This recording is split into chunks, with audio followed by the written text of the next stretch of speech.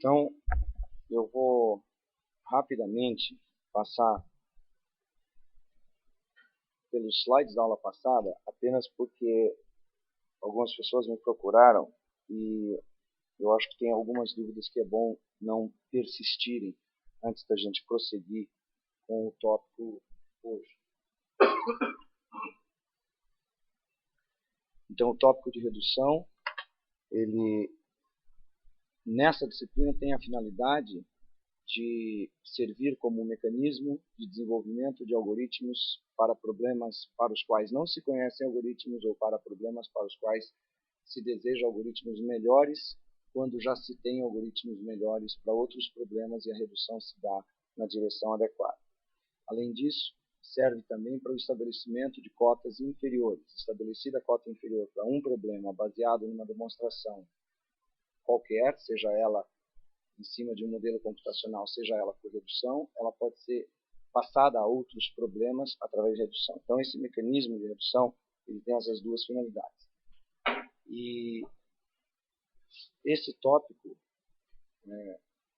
deverá se tornar um tópico padrão dentro dessa disciplina, porque vocês verão no MC 548 que a demonstração de NP dificuldade de problemas é fundamentalmente baseada nessa técnica de redução. Então, acho que é interessante já ver isso com antecedência, justamente numa disciplina que é pré-requisita. Então, eu vou rapidamente passar sobre alguns slides da última aula, só para relembrar os conceitos principais, para a gente prosseguir com mais algumas reduções. Então, eu defini o conceito de separabilidade para polígonos no plano. E nós vimos que esses dois polígonos não são separáveis por translação, mas são separáveis se translação e rotação podem ambos ser utilizados. Já esses dois polígonos são inseparáveis, independente de que operações você realiza, desde que elas estejam restritas ao plano. E em seguida eu defini esse outro problema, que é o problema chamado da partição. Ele consiste de, dada uma lista de números, determinar se é possível dividir esse conjunto de números em, desculpa, não é conjunto, né? É uma lista, pode ter elementos repetidos, se é possível dividir essa lista em duas sublistas disjuntas, tal que a soma das duas sublistas tem o mesmo valor. As duas sublistas têm que ter por união a lista original. Então, eu já havia comentado que esse é um problema para o qual não se conhece nenhum algoritmo polinomial. Ou seja, ele é um problema particularmente difícil, como tantos outros, vocês verão principalmente no 548. Esse problema está na classe dos problemas NP difíceis, inclusive. Então, o melhor algoritmo conhecido é, basicamente, o mais simples de todos, um algoritmo força bruta. Você tem que esgotar todas as possibilidades de escolhas das duas subsequências. Então, a questão que surge, que esse problema serviu para ilustrar, será que é possível fazer uma simulação de um problema com o outro? Em outras palavras, será que é possível reduzir o problema da partição ao problema da separabilidade? Isso consiste de, dada uma instância arbitrária do problema da partição, construir uma instância particular do problema da separabilidade, de modo que, resolvida a instância do problema da separabilidade, o problema da partição está resolvido. E no processo de redução existem duas tarefas que precisam ser feitas. Uma delas é converter a instância e a outra é mostrar que a solução obtida para a instância convertida pode ser trazida de volta para uma solução da instância original. Normalmente se dá que a resposta de um dos problemas se carrega para uma resposta do outro problema sem muitas modificações, especialmente se o problema é um problema de decisão, como é o caso desses dois. O problema de decisão é sempre um problema onde a resposta procurada é booleana. Por exemplo, é possível separar esses polígonos? É possível dividir essa lista em duas listas, tal que a soma das duas listas seja o mesmo valor? Então, são perguntas cuja resposta é simplesmente um valor do tipo sim ou não. Então, o que eu tinha comentado nesse slide era que quando a resposta se transfere por identidade, ou seja, se é sim de um lado vai ser sim do outro, nós precisamos provar a corretude dessa transferência de resposta. Então, se a resposta da instância convertida é sim, e isso significa que a resposta da instância original tem que ser sim, e se a resposta da instância convertida é não, isso significa que a resposta da instância original tem que ser não, então nós temos que provar justamente esse se só se que está ilustrado aí. E aqui tudo que eu mencionei foi que existem duas maneiras de se fazer isso, que é você provar as duas implicações do tipo sim implica sim nas duas direções, ou você usar a contrapositiva de uma delas, provando, por exemplo, sim implica sim da esquerda para a direita e não implica não também da esquerda para a direita. Ou as outras duas formas equivalentes, que é você pegar a contrapositiva das duas de cima, e aí você teria não implica não nas duas direções, e a contrapositiva das duas de baixo, e você teria não implica não da direita para a esquerda no lugar da primeira, e sim implica sim da direita para a esquerda no lugar da segunda. Então isso aí é coisa que vocês já devem se lembrar, foi visto no 348. Então a dúvida que surgiu, que foi comentada comigo fora da aula, mas escuta, se eu estou apresentando apenas aqui um exemplo, como é que isso me leva a uma prova de que, de fato, um dos problemas é redutível ao outro? Então, veja, ao ilustrar a prova com um exemplo, tudo que eu estou fazendo é induzir ao entendimento de como é a prova. O exemplo não é a prova. Então, veja, a explicação oral que eu dei na aula passada para esse exemplo é que constitui o texto do que seria a prova. Basicamente é o seguinte: dada uma instância do problema da partição, é preciso construir uma instância de polígonos e provar que essa instância de polígonos é separável se só se a instância original do problema da partição tem resposta afirmativa. É isso que é necessário ser escrito. Agora, é mais fácil escrever auxiliado por uma figura que ilustra, embora não seja a figura que demonstra, do que ter que fazer tudo isso de forma verbosa, usando só prosa ou, quem sabe, verso. Tá?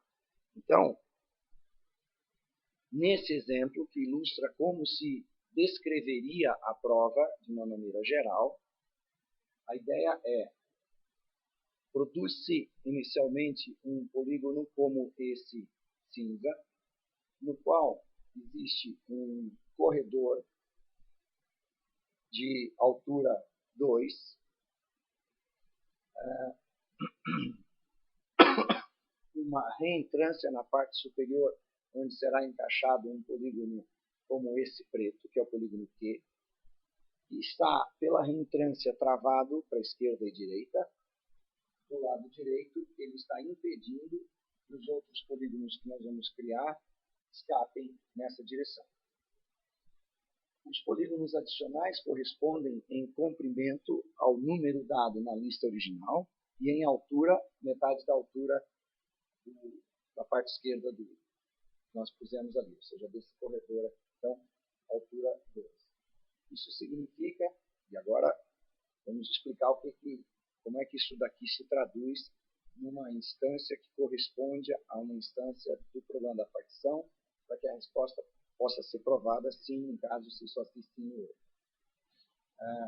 a única maneira de se separar esses polígonos é se os polígonos menores, esses retangulares, puderem ser movidos para o infinito. Para isso eles têm que sair daí. Para eles saírem daí, o polígono Q tem que sair daí primeiro. Mas o polígono Q só sai daí se os polígonos numerados forem todos deslocados para a parte maior do espaço da esquerda, confinado pelo polígono cinza. Só que o comprimento dessa região da esquerda, que tem que ser ocupada pelos retângulos numerados, é metade da soma dos números da sequência original. Então, nesse exemplo, a sequência continha 1, 3, 3, 5, 6. A soma disso daí é 18. Então, nós fazemos o comprimento da área da esquerda 9, de modo que o polígono Q só pode sair dessa área se ela estiver toda desocupada, o que significa que os polígonos numerados têm que ser colocados do lado esquerdo. Só que eles só cabem do lado esquerdo se eles forem colocados em duas camadas, na primeira das quais temos retângulos cuja soma dos seus comprimentos é 9, e na segunda camada em cima dessa também uma sequência de retângulos desses cuja soma também é 9. E aí com isso o polígono preto sai e portanto saem todos os outros e se torna separado. Mas é o único jeito de se separar.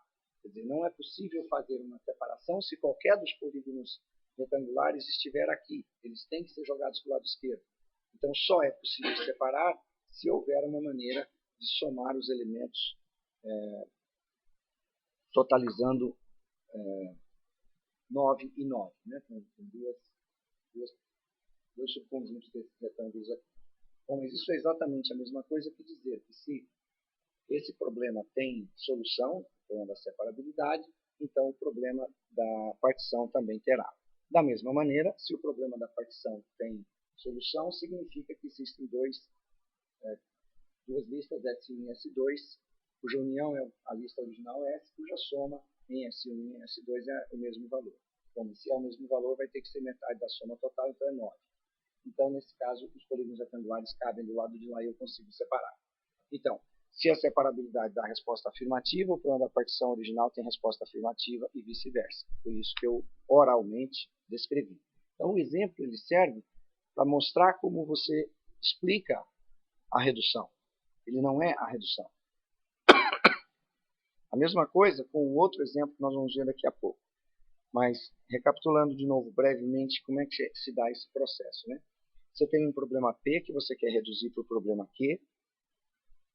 Para isso você precisa construir uma aplicação que mapeia as instâncias do problema P em instâncias do problema Q, de tal maneira que qualquer que seja o algoritmo que resolve as instâncias todas do problema Q, obtida uma solução, ela pode ser transformada para uma solução das instâncias do problema P. Estabelecidos esses dois mapeamentos, agora é preciso provar que, de fato, a solução obtida a partir da conversão por tal S, da solução obtida a partir do algoritmo AQ, da instância obtida a partir da transformação tal I de uma instância do problema da esquerda, é, de fato, uma solução do problema da esquerda. Então, isso daí podia ser ilustrado dessa outra maneira que a gente viu. Então, você tem uma aplicação que é mapeamento de instâncias do problema P para o problema Q. Esse mapeamento toma instâncias daqui e produz instâncias desse lado. Podem existir instâncias de Q que não são mapeadas, imagem de mapeamento por tal I, ou seja, essa função não tem que ser sobrejetora. E o conjunto de soluções das instâncias que foram mapeadas através de um algoritmo qualquer é que serão mapeadas para soluções, e é preciso provar que esse mapeamento, tal S, ele de fato, quando produz um elemento em SP, ou seja, um elemento solução, de fato essa é a solução correta do problema original. Então esse era o mecanismo que nós descrevemos. E aí nós fomos olhar para, bom, o que significa isso em termos, então, de cota inferior e cota superior. E nós analisamos duas vezes esse slide. Vou fazer a segunda vez primeiro, porque ela já está escrita aqui, né? Então veja, dada uma instância do problema P, tal I produz uma instância do problema Q, que uma vez resolvido pode ser mapeado numa solução do problema P. Bom, então isso significa que nós temos uma solução do lado direito para alguma coisa que começou do lado... nós temos uma solução, perdão, para o problema P que está do lado esquerdo, que começou numa instância do problema P, o mesmo, do lado esquerdo. Ora, mas então isso me dá um algoritmo. Então isso significa que quando eu componho as operações mapeamento tal I, algoritmo AQ, mapeamento tal S, eu estou produzindo um algoritmo que resolve o problema P. Mas se o problema P tem cota inferior ômega de n log n, por exemplo, poderia ser qualquer outra função, mas especificamente vamos olhar para essa, isso significa que esse algoritmo em particular, que é composto através da redução e através do uso de um algoritmo que resolve o problema Q, esse algoritmo também tem que gastar pelo menos tempo igual a cota inferior ou maior. Então, n log n. Se ao fazermos a redução, ela toma tempo inferior ao tempo da cota inferior do problema da esquerda, por exemplo, n, isso significa que o tempo das duas transformações vai ficar em n ou menos. Ora, mas se t de AP tem que gastar mais do que n log n e t de tal i e t de tal s somados só dão O de n, então é porque t de AQ tem que ser responsável pelo ômega de n log n. E isso nos dá, então, essa conclusão de que qualquer algoritmo que eu puser para resolver o problema Q, ele vai ter que gastar também a cota inferior do problema P. Então, veja, se eu tenho a redução de P para Q, se eu tenho uma cota inferior para o problema P, e se o tempo da redução é inferior a isso, então o problema Q tem a mesma cota inferior. Tá? Então, essa é a primeira utilidade do uso do mecanismo de redução, para estabelecimento de novas cotas inferiores para problemas aos quais a redução é feita. E, do outro lado dessa história está que, se eu conheço um algoritmo que resolve o problema Q, eu sei, portanto, a sua complexidade, já que eu consigo um algoritmo para P montado através dessa composição, então a complexidade desse algoritmo assim montado, já que isso é uma aplicação em série de 3 etapas, o tempo da conversão da instância mais o tempo do algoritmo mais o tempo da conversão da solução é o total do tempo gasto pelo algoritmo que eu estou construindo. Bom, isso significa que eu passo qualquer cota superior conhecida para o problema da direita que para o problema da esquerda. Então, se você conhece que esse algoritmo, por exemplo, gasta, digamos, n quadrado, e se você, ao realizar a redução, você percebe que na transformação da instância, por exemplo, você gasta tempo n, na transformação da solução você gasta, por exemplo, tempo 1, então o tempo gasto para resolver o problema P através desse mecanismo passa a ser n quadrado mais n mais 1, que é n quadrado. Diga. Inferior era, no slide anterior até agora há pouco. Agora eu estou falando de transferência de cota superior. Eu conheço uma cota superior para o problema Q, ou seja, eu conheço um algoritmo que tem essa complexidade. Através desse algoritmo eu construo um algoritmo para o problema que foi reduzido a ele. E eu estou mostrando que o tempo para essa solução é a soma dos tempos das operações de transformação da redução mais o tempo da solução do problema Q. Então, isso aqui é uma transferência de cota superior do problema da direita da redução para o problema da esquerda da redução. Então, são esses dois lados que você ganha sabendo fazer redução. Você pode transferir cota inferior numa direção, cota superior na outra. Existe a restrição de que para a passagem da cota inferior, o tempo da redução tem que ser necessariamente inferior ao tempo da cota inferior conhecida, senão você não transfere nada. Porque, veja, quando nós dissemos que podíamos responsabilizar o AQ por atingir a cota inferior do problema P, foi porque nós pressupomos que o tempo da redução, ou seja, t de tal i mais t de tal s, era inferior. Se ele não for inferior, eu não posso atribuir essa responsabilidade para o AQ. E, portanto, eu não tenho prova nenhuma de absolutamente nada, nesse caso, com a redução, a respeito de cota inferior. Já a respeito de cota superior, eu sempre tenho.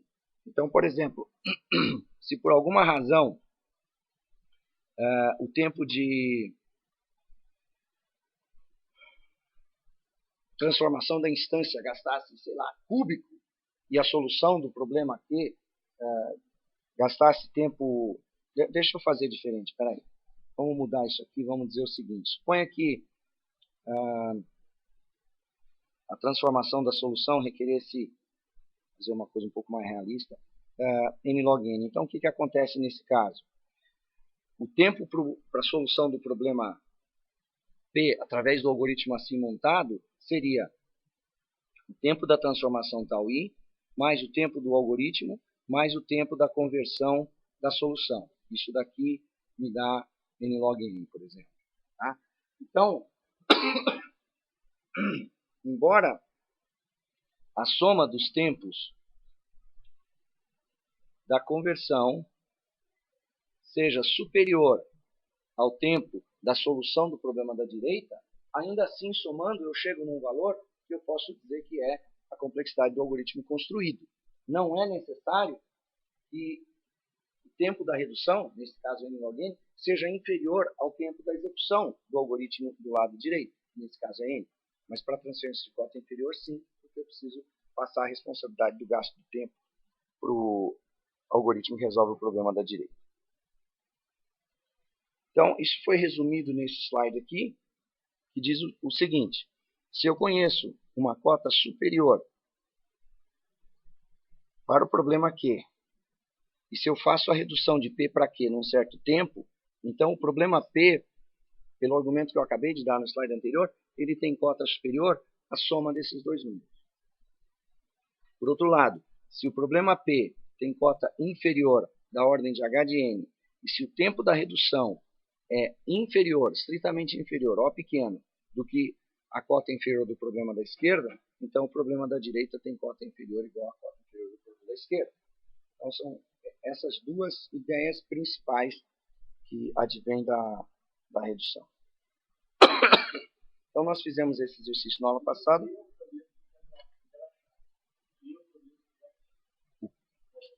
Quer achar o quê? Já tem o quê?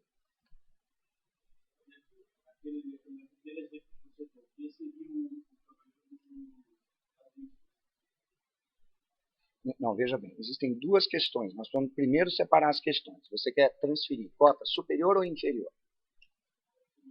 Cota inferior. Então você tem que conhecê-la para o problema que você vai reduzir ao outro.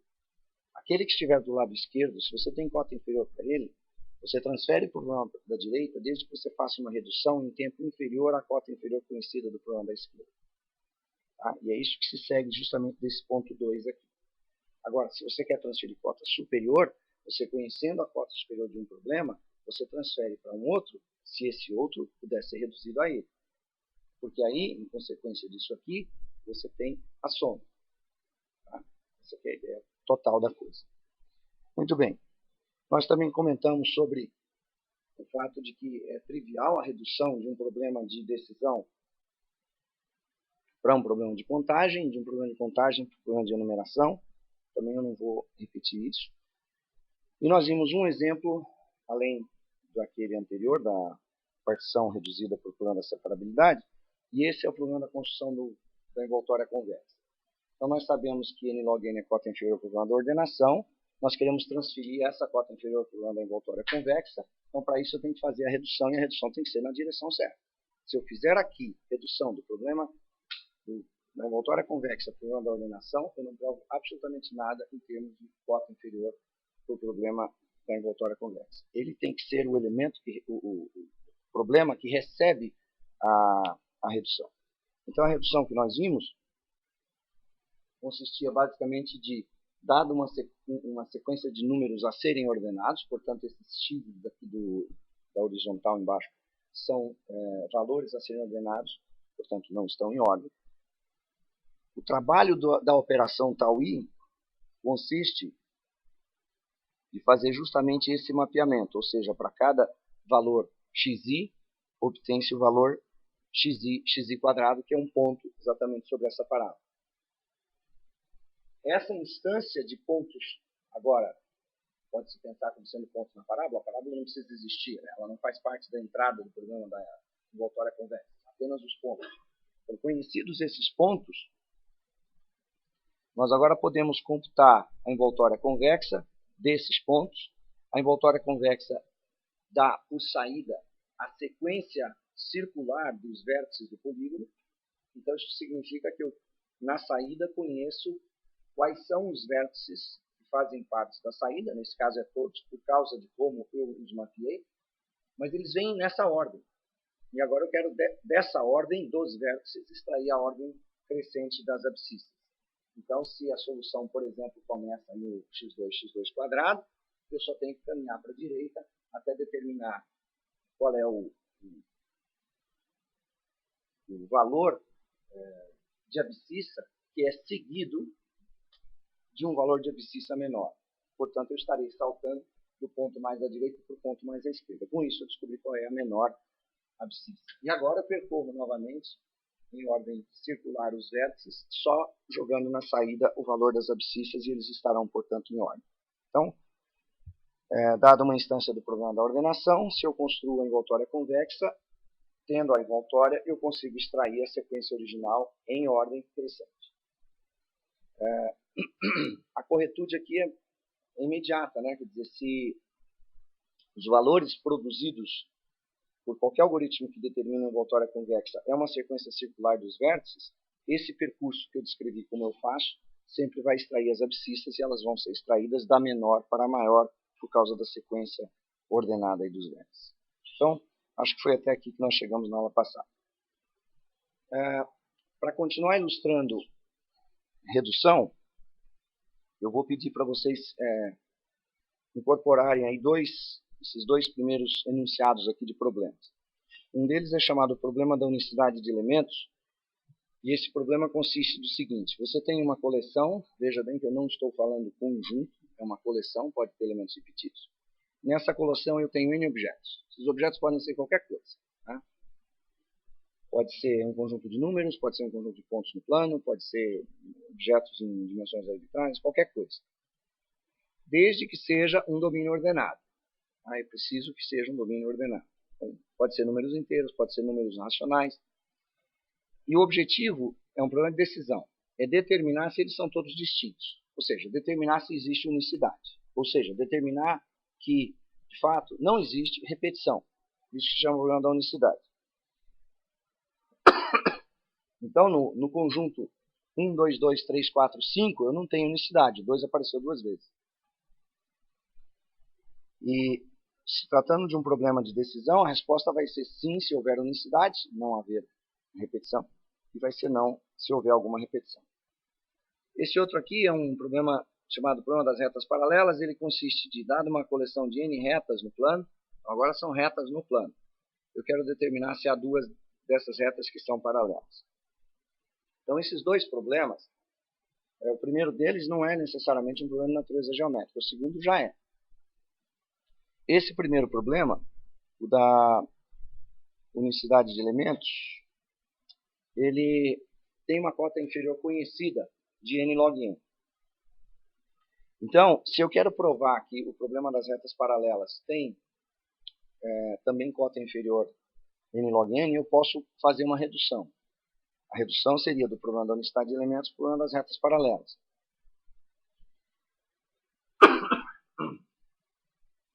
Porque eu sei que eu posso transferir cota inferior, quando eu faço a redução, da esquerda para a direita. Só que essa redução não pode superar a cota inferior.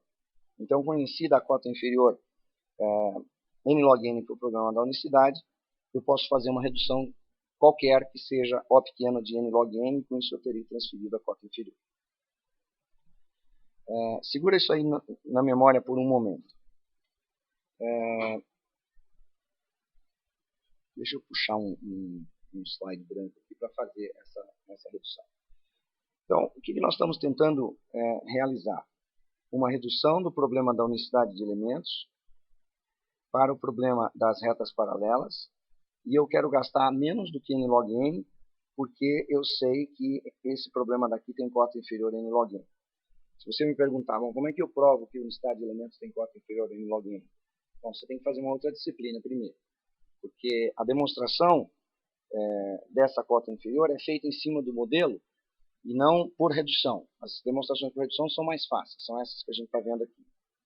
E como se trata de um problema cuja formulação da árvore de decisão capaz de representar um algoritmo para ele é uma formulação complicada, não é tão simples você chegar à conclusão que o número de folhas de uma árvore de decisão que resolve o problema da unicidade é da ordem de n elevado a n. Não é trivial essa parte.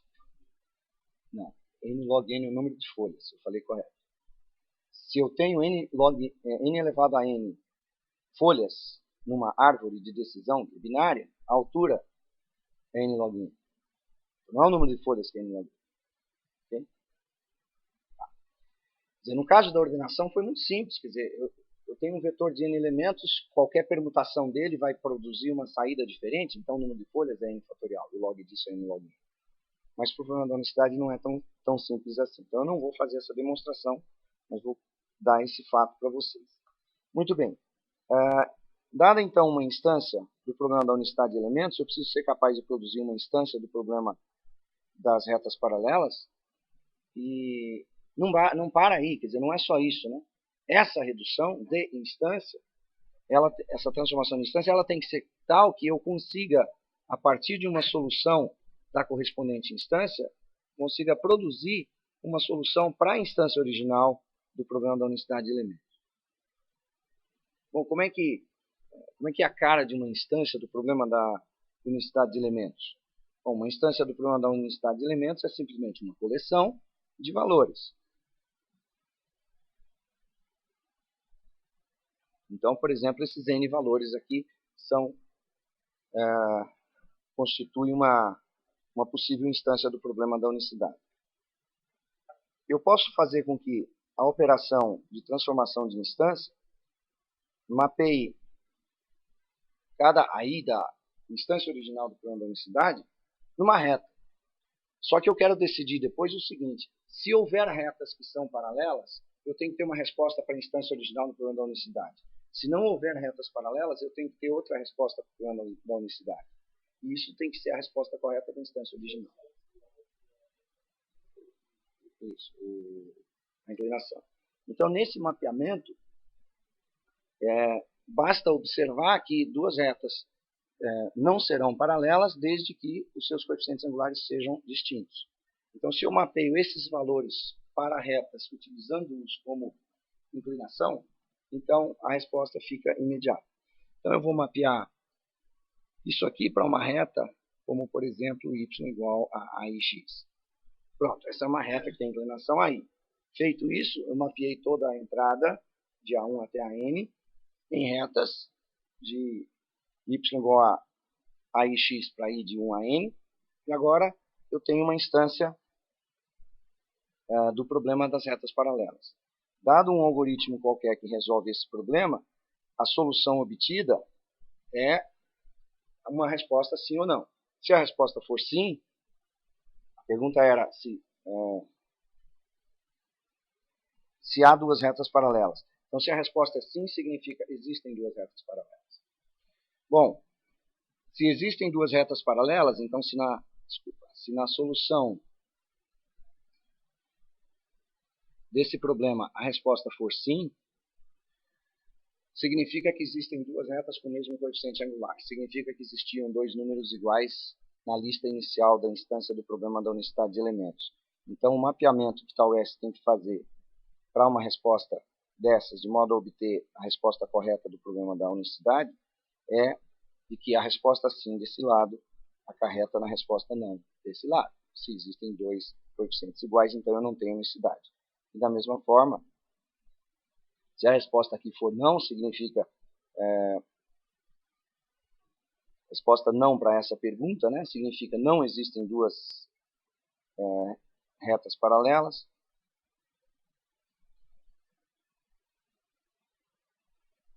Se não existem duas retas paralelas, então significa que os valores eram todos distintos. Se eles eram todos distintos, então eu tinha unicidade. Então, esse é o mapeamento tanto da instância quanto da solução. E eu preciso escrever, sim, a justificativa da validade da redução, argumentando que, como eu mapeei os valores originais em coeficientes angulares, a unicidade é decorrência direta da não existência de duas retas de mesma inclinação, não existência de retas paralelas, e vice-versa.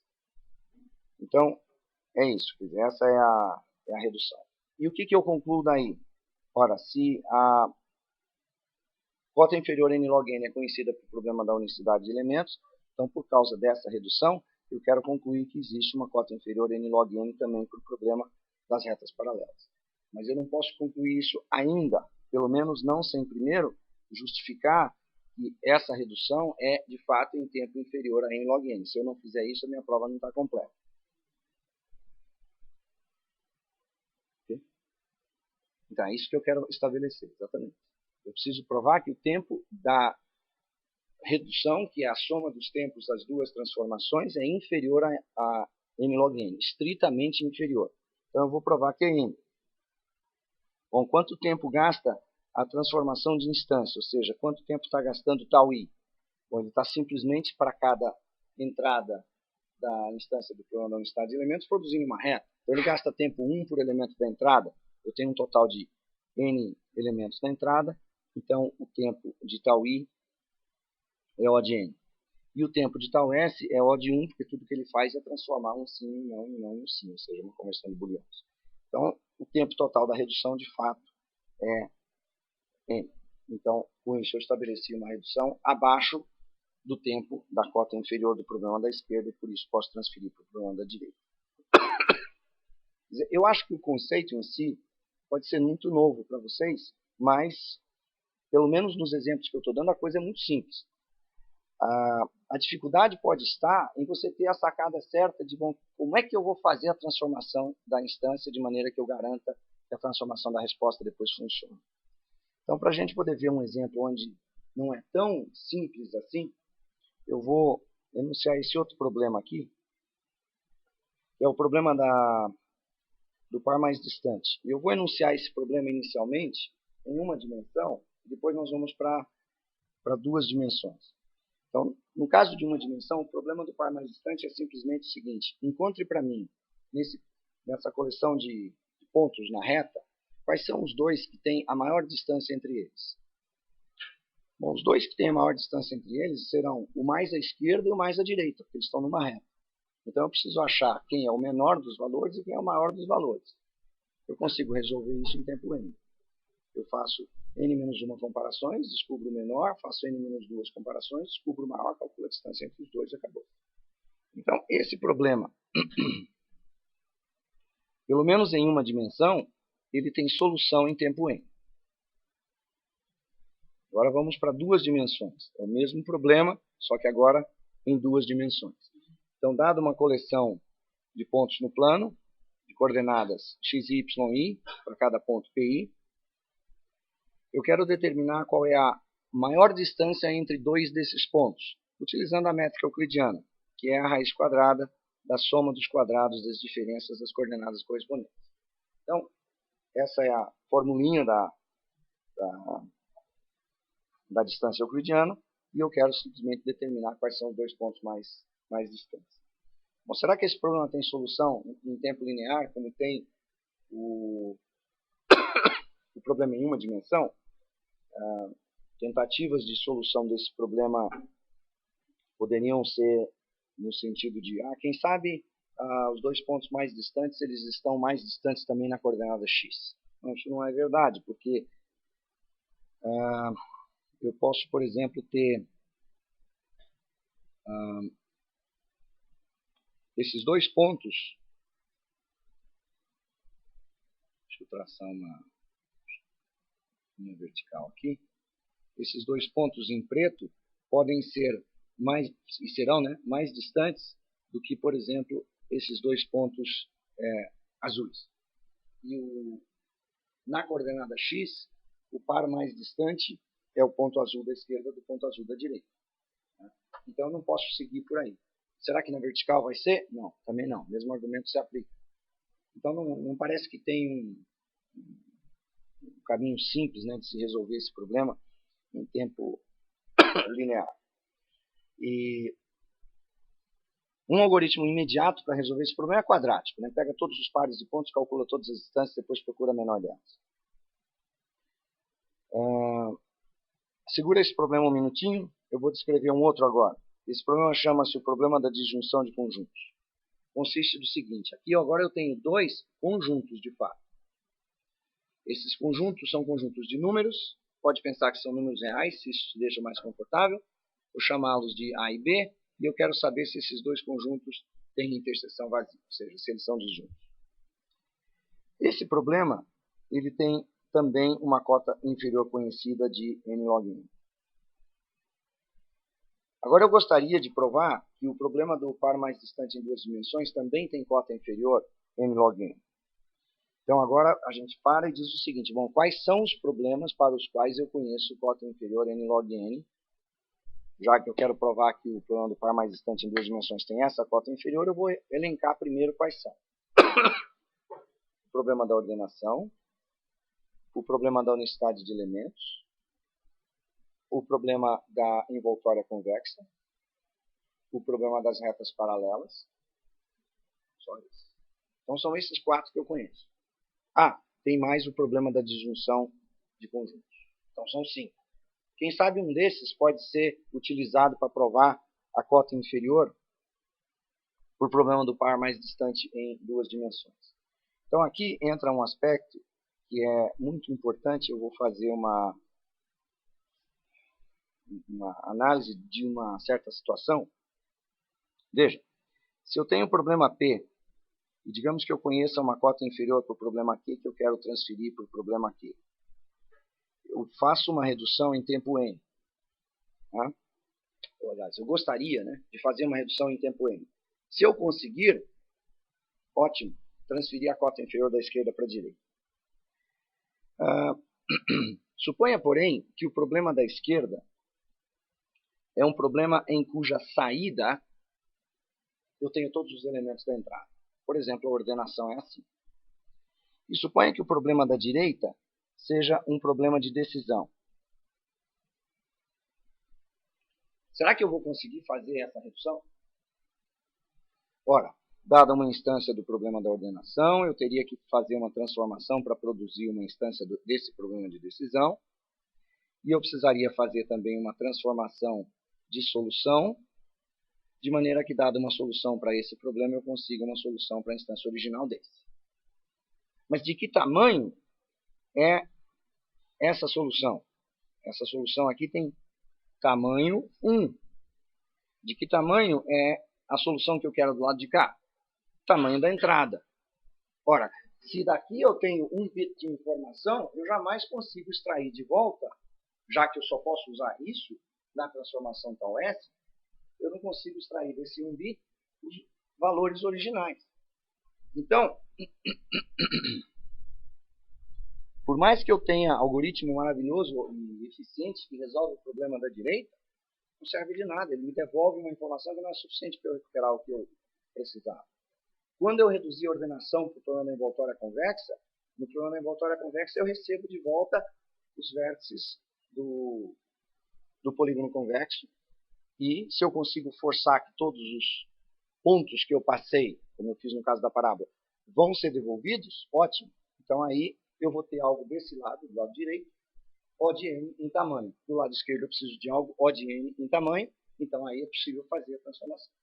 Então isso significa o seguinte, uma regra geral aqui. Né? Se o problema da direita é de decisão, para você provar uma cota inferior para ele, só se você reduzir a ele um problema de decisão de cota inferior conhecido. Não pode ser um problema cuja saída seja superior a O de 1. Tá? Ótimo. Então, dos 5 que nós tínhamos, envoltória convexa não serve, ordenação não serve. Então sobra unicidade de elementos, problema das retas paralelas e o problema da disjunção de conjuntos. Então veja, no problema do par mais distante, uma vez que eu obtenho a solução, ela é formada por um par. E esse par é um elemento e um outro cuja distância entre eles é a maior dentre todas as possíveis distâncias entre pares desse conjunto. Se eu conseguir pegar uma instância do problema da disjunção de conjuntos e mapear os elementos de um conjunto e os elementos do outro conjunto, de maneira que, se os conjuntos não são disjuntos, eu consigo caracterizar isso pelo valor da distância entre par mais distante, então eu consigo identificar da resposta do problema do par mais distante se o valor obtido é aquele que corresponde ao caso em que havia dois elementos iguais nos conjuntos originais. Note o que eu fiz agora. O raciocínio todo foi em cima de como é que eu faço a transformação de instância de maneira que quando eu obtiver a solução eu consigo transformar a solução numa solução do problema original. Tá? Então eu quero pegar o problema da disjunção de conjuntos, achar um jeito de mapear os elementos de um conjunto, mapear os elementos do outro conjunto, de tal forma que se o par mais distante tiver por distância um valor que caracteriza que eles vieram do mesmo elemento nos conjuntos originais, significa que os conjuntos originais não eram disjuntos. Então é isso que eu quero fazer. E nós vamos fazer isso da seguinte maneira. Dado uma instância do problema da disjunção de conjuntos, esses dois conjuntos aqui, A e B, eu vou fazer um mapeamento desses elementos da seguinte forma. Vamos assumir que os elementos são números reais do problema da disjunção, que é o problema que eu quero reduzir ao problema do par mais distante. E esses números, no enunciado estava número algébrico, mas pensa em real que evita de eu ter que explicar de novo aquela história. Se eles não são todos positivos, pegue o mais negativo deles em valor absoluto e some a todos os demais. E você com isso elimina o problema de eventualmente haver números negativos. Muito bem. Agora, nós vamos fazer o seguinte. Seja C uma circunferência de raio 1. O ponto mais à direita dessa circunferência eu vou considerar como sendo a origem de um eixo vertical no qual eu vou colocar os pontos do conjunto A. Então, para cada ponto do conjunto A, eu vou mapeá-lo da seguinte forma. Dado o valor A1, eu vou produzir o ponto A1' sobre esse eixo a uma distância A1 dessa origem. A mesma coisa eu vou fazer para A2, para A3, A4, etc. até AN. Então, todos os pontos colocados sobre o eixo da direita são pontos que vieram do conjunto A. Vou fazer a mesma coisa do lado esquerdo, só que eu vou inverter esse eixo para baixo. Então, aqui, o ponto mais à esquerda da circunferência, C, é a origem desse raio. E eu vou colocar os valores, então, de cada um dos pontos de B, cada BI, a uma distância BI dessa origem desse raio. Agora, eu vou ligar o centro da circunferência a todos esses 2N pontos. Então, o ponto A1 vai ser ligado, ou A1', na verdade, vai ser ligado ao centro da circunferência, e isso vai determinar um ponto na circunferência. O A2, idem, A3, A5, A4, etc. E a mesma coisa eu vou fazer do outro lado. Para cada ponto de B, eu vou produzir um correspondente ponto em cima da circunferência. Esses 2N pontos que estão agora sobre a circunferência C constituem a entrada do problema do par mais distante. Então, qual é o trabalho de tal I? O trabalho de tal I é pegar o conjunto A e mapear nos pontos do conjunto A' que foram levados depois sobre um conjunto, vou chamar de A2', que está em C. Então, A2' é esse conjunto aqui, B2' é esse aqui. Além disso, o tal I vai pegar o conjunto B, vai mapear em B' e vai mapear em B2' sobre a circunferência C. Feito isso, a entrada do problema da unicidade, do problema do par mais distante, é justamente esse conjunto de pontos que estão sobre a circunferência, A2' e B2'.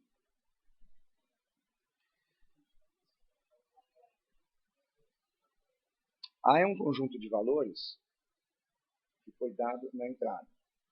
Eu vou mapear esse conjunto de valores para um conjunto de pontos no plano. Vou mapear o conjunto B para um conjunto de pontos no plano.